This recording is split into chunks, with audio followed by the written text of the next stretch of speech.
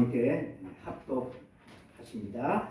야곱이 길을 가는데 하나님의 사자들이 그를 만난지라. 야곱이 그들을 볼 때에 이르기를 이는 하나님의 군대라 하고 그 땅 이름을 마하나임이라 하였더라. 야곱이 세일 땅 에돔 들에 있는 형 에서에게로 자기보다 앞서 사자들 보내며 그들에게 명령하여 이르되 너희는 내 주 에서에게 이같이 말하라. 주의 종 야곱이 이같이 말하기를 내가 라반과 함께 거류하며 지금까지 머물러 있었사오며 내게 소와 나귀와 양떼와 노비가 있으므로 사람을 보내어 내 주께 알리고 내 주께 은혜 받기를 원하나이다 하라 하였더니 사자들이 야곱에게 돌아와 이르되 우리가 주인의 형 에서에게 이른즉 그가 400명을 거느리고 주인을 만나려고 오더니라. 야곱이 심히 두렵고 답답하여 자기와 함께한 동행자와 양과 소와 낙타를 두 떼로 나누고 이르되 에서가 와서 한 떼를 치면 남은 한 떼는 피하리라 하고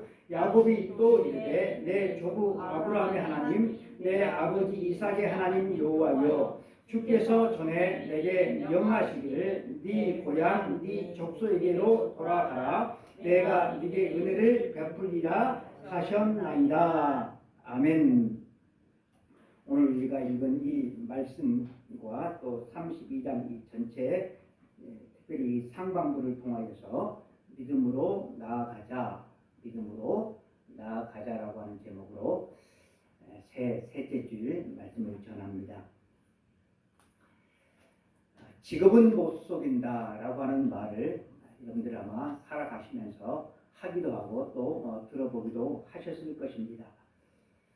미용업에 종사하시는 분들은 사람을 볼 때 머리 모양을 중점적으로 본다고 그래요. 우리 업계에 종사하시는 분들은 또 사람의 옷차림새에 또 이게 집중을 한다고 합니다. 교육자회에서 대만에 그 수양회를 몇 년 전에 갔을 때 차를 타고 대만을 여행을 하면서 저도 그렇고 대부분의 목사님들이 창밖을 보면서 이구동성으로 한 말이 있어요. 대만에는 십자가가 안 보여 였습니다. 목사님들은 여행하면서 은연중에 십자가가 있는 예배당을 찾고 있었던 것이죠. 여러분들이 해외여행을 가보신 분들이 차를 타고 여행을 할 때나 아니면 걸어서 도보로 다닐 때 교회가 있는지 혹시 유심히 보신 적이 있는지 모르겠어요.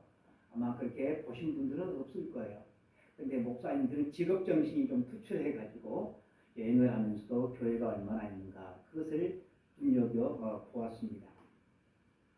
그렇다고 한다면 대부분의 사람들은 사람들을 볼 때 가장 먼저 어디에 시선이 갈까?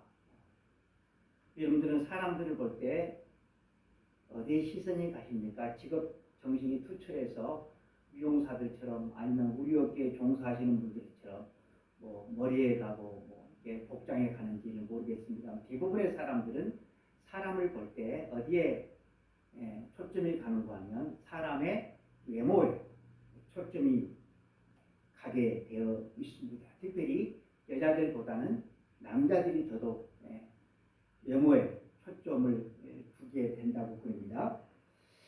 그런데 인간을 창조하신 하나님, 남자와 여자와 세상 만물을 창조하신 그 창조주 하나님께서 하나님도 사람을 보실 때 외모에 초점을 두고서 보실까 그런 생각을 제가 해 보았습니다.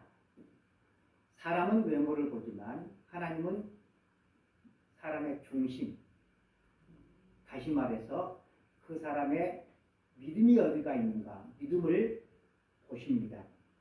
누가복음 5장에 중풍병자를 고치신 그 사건이 나오는데 사람들이 집 앞에 인산인해를 이루어서 그 집에 들어갈 수가 없어서 중풍병자를 메고 온 사람들이 이 중풍병자를 메고 어디로 올라가요? 그 사람 예수님께서 머무신 그 지붕으로 그 지붕으로 올라가잖아요. 그래서 그 지붕을 뜯어내서 그 중풍병자를 달아내리는 모습이 나옵니다. 예수님은 그 환자 중풍병자의 믿음을 보시고 그를 고치신 것이 아니고 그를 달아내린 그 사람들의 믿음을 보시고 그 병자를 고쳐 주십니다. 누가복음 5장 20절 말씀을 보면 예수께서 그들의 믿음을 보시고 이르시되 이 사람아 내 죄사함을 받았느니라 하시니, 이 사건은 예수님께서 사람을 볼 때 가장 먼저 믿음을 보신다라고 하는 확실한 증거를 보여주고 있습니다.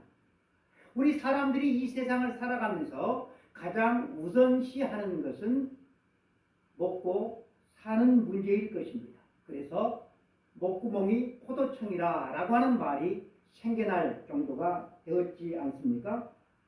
사람들은 먹고 사는 문제를 가장 우선시하는데 우리 주님도 우리가 먹고 살아가는 문제를 가장 우선시할까? 성경을 보면 결코 그렇지 않아요. 우리는 사람이 먼저 먹고 살아야지. 그 다음에 하나님이고 믿음이고 그 다음에 있는 것이다. 우리는 이렇게 먹고 살아가는 문제를 가장 중심적으로 보지만 주님은 어떤 상황 속에서도 뭘 보신다고요? 믿음을 보십니다. 믿음을. 갈릴리 호수에서 제자들이 배를 타고 가는데 큰 풍랑이 일어서 제자들이 죽게 되었어요. 그 죽게 된 제자들을 보시고서 예수님께서 하신 말씀이 뭡니까? 어찌하여 무서워하느냐? 믿음이 작은 자다 하면서 꾸짖으셨어요. 그런 다음에 주님은 바람과 바다를 꾸짖으셔서 잔잔케 주셨습니다. 예수님의 이 모습은 우리 주님께서 얼마나 믿음을 중요하게 여기시는지를 잘 나타내주고 있습니다.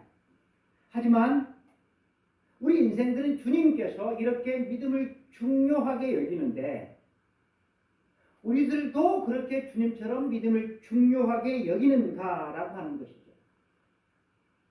사람들은 무엇을 중요시 여깁니까? 돈을 중요시 여깁니다. 나의 이익, 나의 자존심, 이런 것들을 중요하게 여기지 믿음을 중요하게 여기는 사람은 그다지 많지 않은 것 같습니다. 사람들은 외모, 가문, 실력, 재물, 성품, 직업 이런 것들로 사람들을 평가합니다. 사람들의 관점에서 보면 이 목록들은 결코 무시할 수 없는 하나하나가 너무나도 중요한 것들입니다. 하지만 전능하신 하나님의 관점에서 보면 이런 것들은 하나도 중요하지 않습니다. 심지어 성품까지도. 하나님께서 사람의 성품을 보시고 글을 쓰신다. 그런 내용을 성경에서 그 어디에서도 찾아볼 수가 없습니다. 하나님은 오로지 믿음을 보시고 평가하십니다. 만일 하나님께서 돈으로 사람을 평가하셨다고 한다면 거지 나사로 같은 사람은 성경에 기록되지도 않았을 것입니다. 외모는 어떻습니까? 외모가 평가 기준이 되었다고 한다면 키가 작아서 뽕나무 위로 올라간 이 삭개오의 집을 우리 주님은 결코 방문하지 않으셨을 것입니다. 가문으로만 평가하셨다고 한다면 기생의 아들로 태어난 입다 같은 인물은 결코 사사가 될 수가 없었을 것입니다. 성품과 기질로만 평가하셨다고 한다면 불같은 성격의 소유자 요한은 예수님의 제자가 될 수가 없었을 것이고 간사하기로 유명한 야곱은 성경에서 찾아볼 수도 없고 이스라엘의 조상이 될 수도 없었을 것입니다. 민족으로 평가하셨다고 한다면 로마의 백부장이 예수님께 최고의 칭찬을 받을 수도 없었을 것입니다. 믿음으로만 사람을 평가하시기 때문에 풍랑 앞에서 두려워 떠는 제자들을 향하여서 믿음이 작은 자들아 라고 책망하셨고,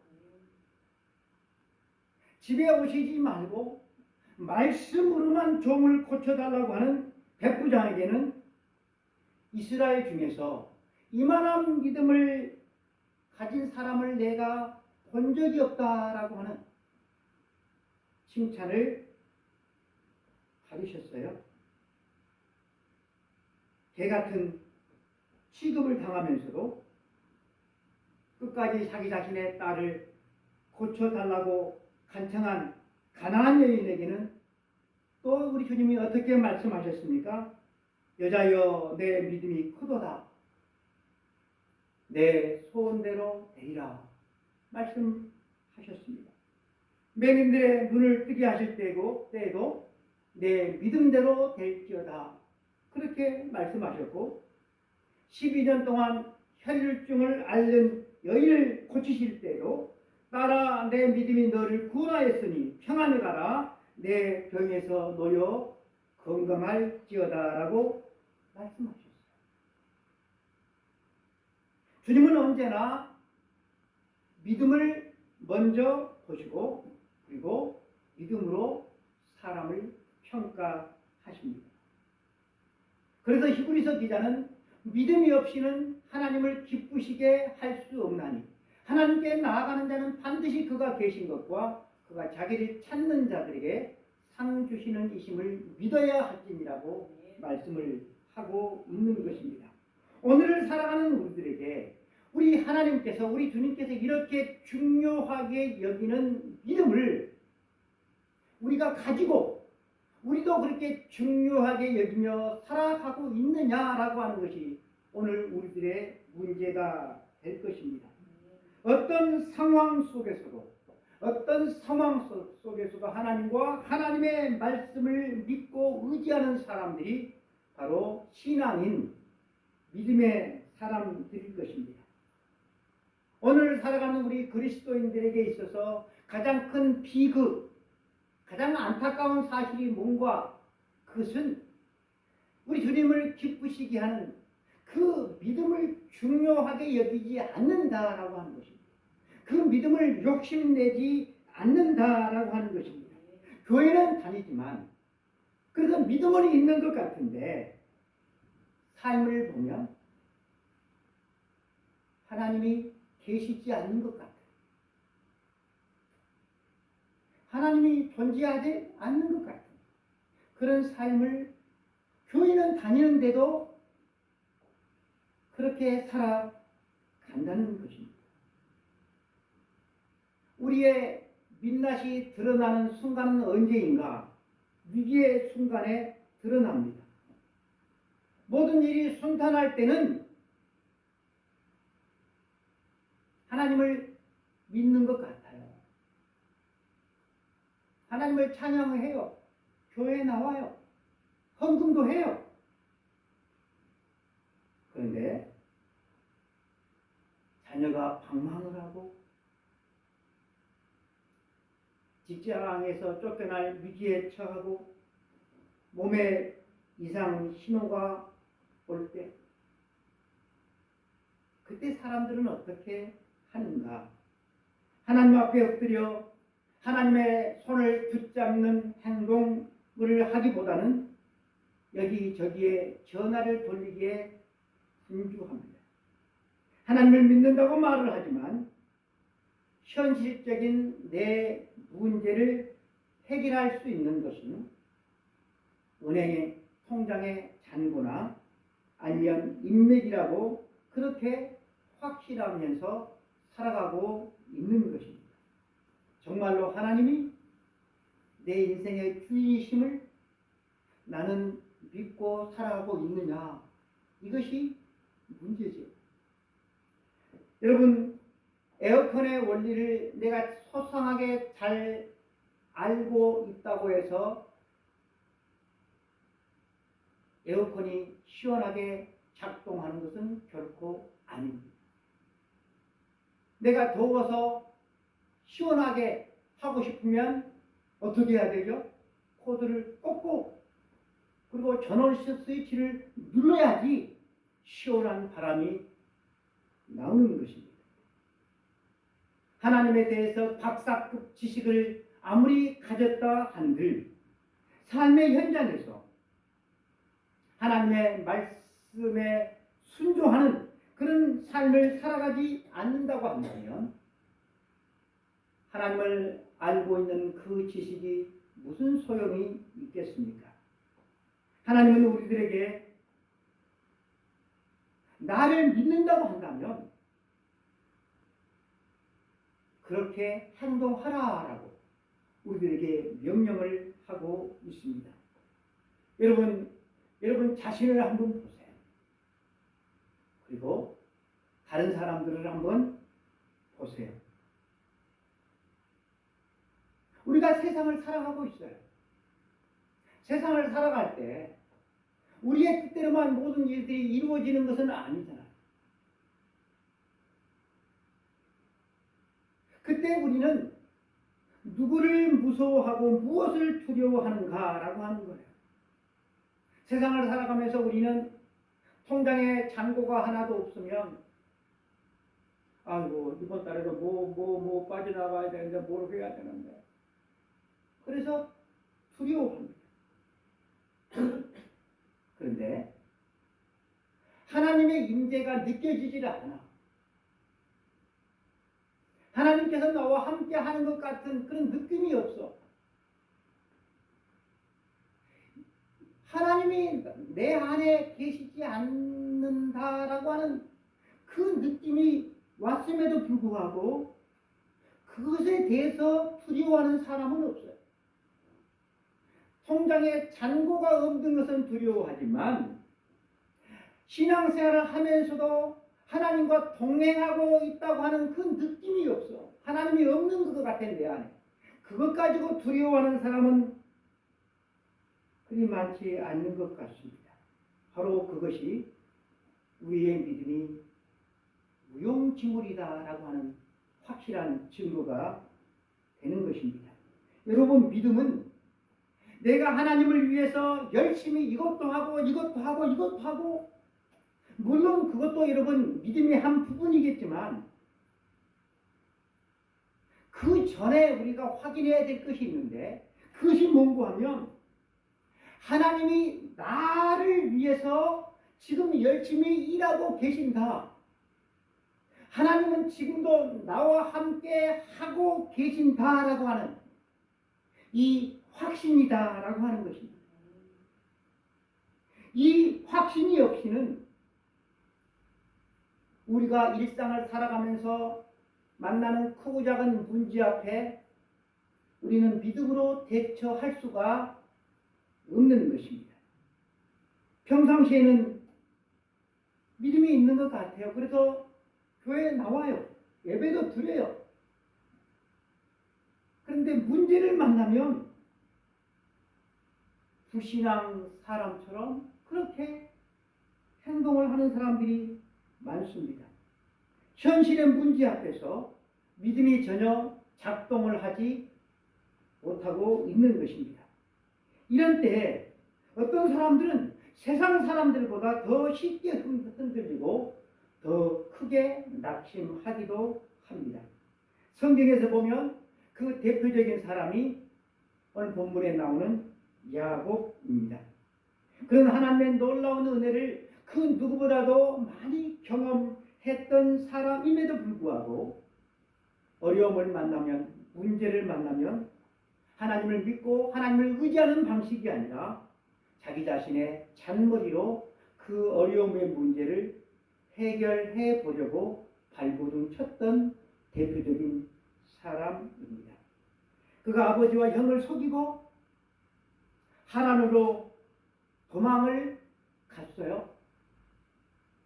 그래서 외삼촌 밑에 하란에서 20년 동안 생활을 하다가 결혼도 하고 자식도 낳고 수많은 가축대도 보유한 거부가 되어서 이제 고향으로 돌아갑니다. 그가 도망칠 때는 혼자였어요. 빈 털털이였어요. 그런데 고향으로 돌아갈 때는 혼자가 아니에요. 2명의 부인과 2명의 첩이 있어요. 12명의 자식이 있어요. 그리고 수많은 가축대들이 그와 함께 하고 있습니다. 금이 환향인데도 불구하고, 그럼에도 불구하고 이 야곱의 마음은 편치가 않았어요. 답답하고 두렵기까지 했습니다. 여러분, 그 이유가 뭡니까? 그 이유가 형의 장자권을 자기가 거짓말로 빼앗아 그것 때문에 형의 미움을 사서 도망을 가게 됐는데, 그 형 에서가 자기를 죽이기 위해서 벼르고 있었기 때문에 그래요. 그래서 이 모습을 창세기 32장 7절은 오늘 본문 말씀을 보면 심히 두렵고 답답하여 라고 표현을 하고 있어요. 게다가 이 형이 400명의 부하를 거느리고 자기 자신을 향하여서 오고 있다는 소식까지 듣게 되었으니까 얼마나 두려웠겠습니까? 자기 자신의 재산은 물론이요, 온 가족이 몰살당할 수 있는 절체절명의 상황이 시시각각 다가오고 있었던 것입니다. 야곱은 이 절체절명의 순간을 어떻게 해결해야 되잖아요? 이걸 피할 수 있는 방법은 없잖아요? 야곱은 어떻게 해결하려고 했을까? 본문 말씀 3절 같이 읽어보겠습니다. 시작. 야곱이 세일 땅 에돔 들에 있는 형 에서에게로 자기보다 앞서 사자들을 보내며, 뭘 가장 먼저 했습니까? 먼저 사자들을 앞서 보냈다라고 하는 거예요. 왜? 마음을 떠보기 위해서. 그래서 4절에서 볼 수 있듯이 그는 형 에서의 마음을 누그러뜨리기 위해서 에서를 주라고 호칭을 해요. 주. 그리고 자기 자신은 그 주의 종이라고 부르도록 합니다. 더 나아가서 이 5절에서는 에서의 환심을 사기 위해서 자기 자신에게는 수많은 가축이 있음을 은근히 알립니다. 야곱은 자기 자신의 가축과 동행자들을 두 떼로 나누어요. 그 이유가 8절에 나오고 있어요. 에서가 와서 한 떼를 치면 남은 한 떼는 피하리라.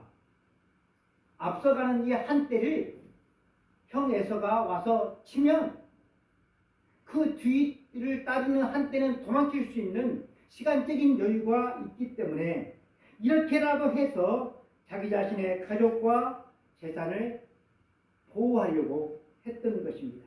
혹시나 만에 안에 혹시나 생길 수 있는 불상사를 대비해서 불상사가 나면 피해를 최소화하기 위한 고육지책으로 야곱은 가축과 자기의 동행자들을 두 떼로 나누었다라고 하는 것입니다. 그런데 여러분, 이게 인간적으로 보면 이게 당연한 것이죠. 이게 전술적으로 이게 맞는 것이죠.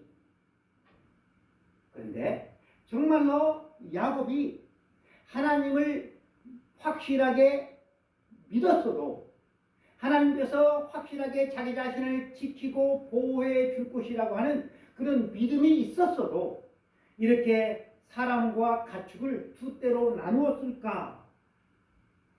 결코 아닐 것입니다. 이처럼 야곱은 인생의 위기를 만날 때마다 늘 그래왔듯이 자기의 약삭빠른 잔꾀로 문제를 해결하기에 바빴습니다.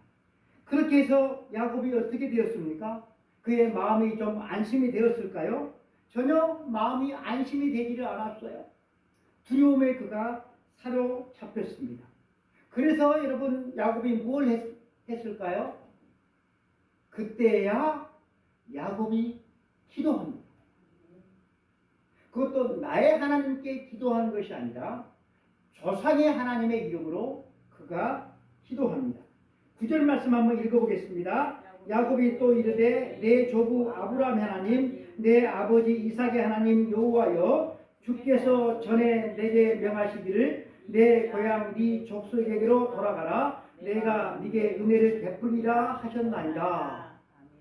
야곱은 먼저 전에 자기에게 하나님께서 해주셨던 약속을 떠올리면서 하나님 앞에 약속을 상기시킵니다. 그리고 10절 11절 말씀 같이 읽겠습니다. 나는 주께서 주의 종에게 베푸신 모든 은총과 모든 진실하심을 조금도 감당할 수 없사오나 내게 내 지팡이만 가지고 이 요단을 건넜더니 지금은 두 때나 이루었나이다. 내가 주께 간구하오니 내 형의 손에서 에서의 손에서 나를 건져내시옵소서. 내가 그를 두려워함은 그가 와서 나와 내 처자를 칠까 겁이 나기 때문이니이다. 아멘. 형의 눈초리를 피해서 하란으로 도망갈 때는 빈털터리, 빈손이었는데 20년 만에 이제는 집으로 돌아갈 때는 하나님께서 베푸신 은혜로 말미암아 큰 부자가 되어 있음을 고백을 하면서 한편으로는 내가 형을 두려워하오니 형의 손에서 나를 구원해 주시기를 간구합니다. 야곱은 하나님께서 자기에게 해주셨던 약속을 떠올렸어요. 그래서 약속을 붙들고 기도합니다. 그리고 자기 자신이 큰 거부가 되어진 것은 내가 잘나서 운이 좋아서 내 노력으로 거부가 된 것이 아니라 하나님께서 은혜를 주셨어요. 하나님의 은혜로 말미암아 내가 부자가 되었다고 그렇게 고백을 합니다. 모든 것이 하나님의 은혜입니다라고 고백을 하면서 여전히 형이 두렵고 겁이 났어요. 그래서 형으로부터 구해달라고 그가 기도합니다. 여러분, 이 야곱의 기도는 흠잡을 데가 없습니다. 하지만 이렇게 기도한 후에 야곱이 또 여전히 자기의 방식으로 문제를 해결하려고 했던 것입니다. 밤을 새워서 야곱은 기도한 다음에 또 잔머리를 굴려요. 13절 말씀. 야곱이 거기서 밤을 지내고 그 소유 중에서 형 에서를 위하여 예물을 택하니. 그래서 여러분, 이 야곱이 준비한 예물이 어마어마합니다. 암염소, 수염소, 암양, 수양, 전나는 낙타와 새끼, 암소, 황소, 암나귀, 새끼나귀 이렇게 해서 총 550마리나 되는 이 많은 가축을 형을 위해서 구별을 합니다. 택합니다. 좋은 것을. 사람의 환심을 사기 위해서도 좋은 것을. 최고 좋은 것을.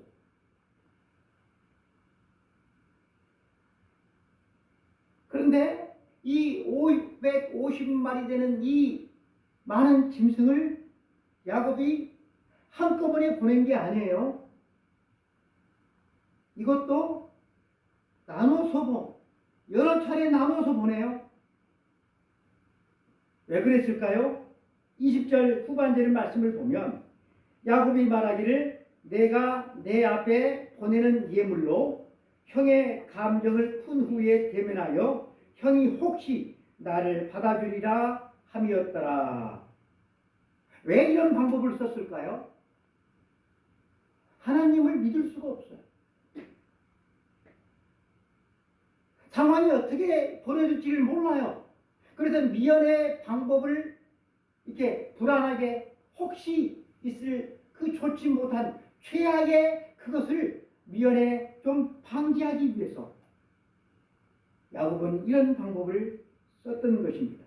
그러니까 인간적으로 야곱이 해볼 수 있는 모든 방법은 다 빠짐없이 해본 것입니다. 여러분, 야곱은 형으로부터 도망을 갈 때 베델에서 꿈에서 하나님을 만났어요. 하나님께서 야곱을 지켜주실 것을 분명히 약속을 했어요. 그가 그곳에서 하나님 앞에 소원도 했어요. 그리고 이제 외삼촌 라반의 집에서 20여 년 동안 지내면서 하나님께서 자기 자신과 함께 해주셔서 하나님의 은혜와 축복으로 부인도 없고 자식도 없고 큰 부자가 되었음을 야곱이 고백을 했어요. 그리고 이제 고향으로 돌아가는 길에 하나님의 군대, 이 하나님의 군대까지 만났어요. 그는 이 하나님의 군대를 마하나임이라고 지칭을 합니다. 그런데 현실적인 문제는 해결되어진 것이 하나도 없어요. 하나님의 은혜를 수없이 경험을 했어요. 하나님의 약속도 받았어요. 하나님의 군대도 만났어요. 그런데 해결되어진 것은 없어요. 그러니 야곱은 자기의 머리로, 자기의 방식으로 해결되어지지 않는 문제를 해결하기 위해서 피나는 노력을 했던 것입니다. 하나님은 야곱이 지금 어떤 상태인지를 알아요. 두렵고 떨리고 겁이 나고. 그래서 하나님은 하나님의 군대, 당신의 군대를 보내주셨어요. 야곱이 돌아가는 길에 만난 군대를 그가 마하나임이라고 해요. 마하나임. 하나님의 군대라고 하는 뜻입니다. 하나님의 군대. 이 마하나임이라고 하는 뜻은 하나님의 군대라고 하는 뜻도 있지만 또 하나 뜻이 있는데 두 군대라고 하는 그런 뜻도 있습니다. 2절 말씀을 보면 야곱이 그들을 볼 때 이르기를 이는 하나님의 군대라 하고 그 땅 이름을 마하나임이라 하였더라. 두려워 떠는 이 야곱을 하나님께서 보호해주고 이 야곱이 두려워 떨지 않고 담대할 수 있도록 하나님의 군대를 보내주셨어요. 두 군대. 왜 두 군대겠어요? 야곱을 앞과 뒤에서 친치면서 보호해주는 그런 하나님의 두 군대를 보내주신 거예요. 20년 전에 하나님의 약속도 받았어요. 28장 15절 말씀을 보면 내가 너와 함께 있어 네가 어디로 가든지 너를 지키며 너를 이끌어 이 땅으로 돌아오게 할지라 내가 네게 허락한 것을 다 이루기까지 너를 떠나지 아니하리라 하신지라. 이 하나님의 분명한 약속의 말씀을 야곱은 들었어요. 야곱은 요 하나님을 잊고 장깨를 부리며 살았다 할지라도 하나님은 약속대로 야곱과 함께 해주시면서 야곱을 지키시고 보호해 주셨고 거구가 되게 주셨어요. 여러분, 야곱만 하나님께서 이렇게 하십니까? 우리는 아닙니까? 우리 주님께서 우리들에게 뭐라고 약속해 주셨어요? 세상 끝날까지 너희와 항상 함께 있으리라. 아멘. 세상 끝날까지 항상 함께 있으리라. 근데 우리는 어려운 문제를 만나면 야곱처럼 똑같이 두려워 떨고 믿음의 방식으로 아니 내 잔머리를 굴려서 문제를 해결하기에 바쁘다라고 하는 거예요. 야곱은 하나님의 군대가 자기 자신을 지키고 있음을 알았습니다. 그러나 현실적인 문제 앞에서 그는 흔들렸습니다. 두려워했습니다. 그래서 하나님을 의지하고 하나님의 방식대로 문제를 해결하려고 하기보다는 자기 자신의 방법으로 문제를 해결하려고 그가 힘쓰고 애쓰고 노력하고 발버둥을 쳤던 것입니다. 사랑하는 성도 여러분, 우리가 하나님을 믿어요. 하나님께 은혜도 받았어요. 하나님의 약속도 받았어요. 하나님께서 함께 하시면 우리가 내가 믿는다고 하지만 내 현실로 이게 내 현실을 보면 어때요? 여러분들의 현실은 어떻습니까? 꽉 막혀 있는 것 같지 않아요? 답답하지 않습니까? 믿었던 자식이 속을 썩이기도 하고, 아이고 엄마 아빠, 아이고 난 못 살겠어, 나 이혼할래, 그런 말을 하는 자식들도 있고, 재정적인 문제는 늘 열악하기만 하고 내 발목을 잡고 있고. 여러분, 그것뿐입니까? 내 몸에 충격이 들기도 해요. 이런 상황이 오면 마음이 답답하고 근심, 걱정이 몰려올 것입니다. 영이신 하나님은 눈에 보이지 않아. 그리고 문제만 그다랗게 내 앞에 있게 되어집니다. 이런 경우에 야곱처럼 눈에 보이지 않는 하나님보다 눈에 보이는 은행의 통장의 잔고를, 그리고 사람을, 인맥을 통하여서 문제를 해결하려고 사람들이 발버둥친다라고 하는 것. 과연 이러한 방식이 하나님을 믿는 사람들의 방식이겠느냐라고 하는 겁니다. 저는 지난주에 CBS에 새롭게 하셔서 허찬미 자매님의 간증을 보았습니다. 여러분들 스마트폰을 통하여서 얼마나 믿음의 동영상을 자주 시청하는지는 모르겠어요. 믿음의 사람들은 이런 동영상을 좀 이렇게 자주 봤으면 좋겠어요. 어린 시절 그녀는 SBS 진실게임에 나갔는데, 이것 때문에 SM 엔터테인먼트, 우리나라 대표적인 SM 엔터테인먼트 회사잖아요. 여기에 발탁됩니다. 그래서 연습 생활을 5년 하다가 혼성그룹 남녀공학으로 화려하게 데뷔를 합니다. 그런데 멤버의 불미스러운 논란으로 인해서 그 팀이 해체되고 말아요. 5년 동안에 그 모든 공든탑이 무너져 버렸어요. 계속되는 좌절 가운데서 극심한 스트레스 때문에 물만 먹어도 토하는. 그래서 병원에 가서 검사를 해보니까 당시 21살이었는데 위가 7, 80대 위로 바뀌어버린 거예요. 얼마나 몸과 마음이 망가졌으면 그렇게 됐겠습니까? 안정기를 취하고 프로듀스 101, 저는 이게 어떤 프로인지는 모르는데 방송에 이런 방송이 있었다고 해요. 프로듀스 101에서 출연을 하게 됐는데, 성대 결절에도 불구하고 팀원들이 그래도 언니가 경험도 풍부하고 나이도 있고 우리의 선배니까 대표 뭐 아무튼 뭐 이렇게 가수가 되어서 리더가 되어서 그렇게 하라고 하는 수 없이 그렇게 해서 마이크를 잡았는데, 그녀가 개인적인 욕심 때문에 그렇게 자기가 나서가지고 하다가 이탈이 났다고 그렇게 편집을 해버려가지고 심각한 악플과 인성 논란에 시달렸어요. 그 결과 대인 기피증으로 6개월간 암막 커튼을 쳐놓고 방에서 나오지를 않았습니다. 하다는 그녀를 골방으로 몰아 넣었다고 그래요. 너는 이제 끝났어. 아무도 너를 사랑하지 않아. 하나님도 너를 버렸어. 라고 속삭였습니다.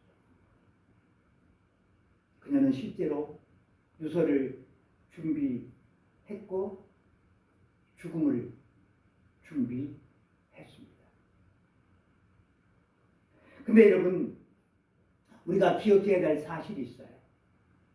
그게 뭔고 하면, 사람이 우리를 가장 치열하게 공격할 때 역설적으로 하나님께서 가장 크게 일하신다는 사실. 절망의 끝에서 작은 미세한 음성을 듣게 되어요. 내가 너를 사랑한다. 내가 너를 사랑한다. 하나님의 음성을 듣고 골방에서 다시 나와 세상으로 나올 용기를 그녀가 얻고 미스 트롯 2에 그녀가 다시 도전을 합니다. 그래서 준결승까지 진출하면서 이제는 트로트 가수로 제2의 인생을 시작을 하고 있다는 간증을 듣게 되었습니다. 트로트 가수로 성공하려고 한다면 그 목소리에 한이 있어야 한다고 그래요. 한. 그런데 그녀는 지금까지 트로트 가수 이렇게로 그 노래를 부를 생각은 전혀를 하지 않았어요. 그녀는 아이돌 가수예요. 아이돌 가수. 아이돌 가수의 창법으로는 한을 담아낼 수가 없는 거예요. 하나님은 그가 원하지는 않았지만 그가 잘못한 것이 아님에도 불구하고 사람들의 비난과 오해, 그로 말미암아 죽음의 문턱까지 간 이 쓰라린 경험들을 통하여서 그가 트로트 가수로 노래를 부르는 데 있어서 그녀의 노래를 통하여서 수많은 사람들에게 위로와 소망을 전하는 하나님의 귀한 통로로서 지금 쓰임을 받고 있다라고 하는 것입니다. 사랑하는 성도 여러분, 우리의 쓰라린 삶의 고통 또한 누군가를 위한 아름다운 재료가 될 수가 있습니다. 여러분, 하나님의 진리는 변함이 없습니다. 하박국 선지자가 세상을 볼 때 세상은 무너져 내렸습니다. 정의가 사라지고 온갖 불법이 판을 쳤습니다. 믿음으로 살아봤자 되어진 것은 하나도 없었습니다. 차라리 마음대로 악을 행하면서 살아가는 것이 나아 보였습니다. 그래서 하박국은 불평하죠. 하나님, 온 세상이 불법 천지가 되었는데 하나님은 지금 뭐하고 계십니까? 하나님 왜 이 세상을 심판하지 않습니까? 여기에 대한 하나님의 응답은 무엇입니까? 의인은 오직 그의 믿음으로 말미암아 살리라. 아멘. 여러분, 세상은 원래 이해가 되지는 않아요. 왜냐? 사람이 이해할 수 없는 존재이고 사람이 제멋대로 살기 때문에. 사람이 제멋대로 살아가는 세상에 어떻게 여러분 이해가 될 수가 있겠습니까? 제멋대로 살아가는 사람을 하나님께서 자기가 행한 대로 심판한다고 한다면 이 세상에 남아있을 사람이 과연 어떤 사람이 있겠습니까? 이 세상에 의인은 한 사람도 없다고 했는데, 그러니 하박국, 너는 불평하기보다 너 한 사람이라도 믿음으로 살아야 하느니라 라고 우리 주님께서 말씀해 주신 것입니다. 사랑하는 성도 여러분, 야곱은 하나님의 수많은 은혜를 경험을 했습니다. 그럼에도 불구하고 삶의 문제만 만나면 다시 과거로 돌아가 버리고 말았습니다. 그 야곱이 바로 저와 여러분입니다. 그러나 끝내는 야곱이 이스라엘이 되지 않습니까? 우리 하나님은 어제나 오늘이나 영원토록 변함이 없는 사랑의 하나님이시고 우리를 지키시고 보호하시고 우리에게 한없이 오래 참으시는 참 좋으신 하나님이십니다. 새해를 시작을 하면서 이 세상을 살아가면서 이 세상의 사람들이 추구하는 그 땅의 것을 추구하지 아니하고 야곱이 끝내는 승리했던, 야곱을 이끄셨던 그 하나님을 우리도 바라보면서 세상을 살아가는 우리 삼일교회 교우들 한 사람 한 사람 되기를 축복합니다. 기도하겠습니다. 하나님 아버지, 오늘 또 주님 전에 나와서 하나님의 말씀을 듣게 해주시니 주님 감사합니다. 믿음으로 살기를 원합니다. 믿음의 발걸음을 옮기기를 원합니다. 한 번이라도, 주님 딱 한 번이라도 내 삶의 어려움 속에서 인간적인 방법이 아닌 하나님께서 기뻐하시는 하나님의 뜻을 따라서 믿음의 손을 내밀고 믿음의 발을 옮길 수 있는 2026년 새해가 되어줄 수 있도록 주님 도와 주옵소서. 우리 주 예수 그리스도 이름으로 기도드리옵나이다. 아멘. 지금은 우리 주 예수 그리스도의 은혜와 하나님 아버지의 크신 사랑하심과 성령님의 감동과 역사 충만 내주하시니 오직 믿음으로 말미암아 살리라. 믿음으로 살리라. 믿음으로 살리라. 주님, 믿음으로 살기를 원하는 우리 모든 성도들 머리 위에 이제로부터 영원까지 함께 있을지어다. 아멘.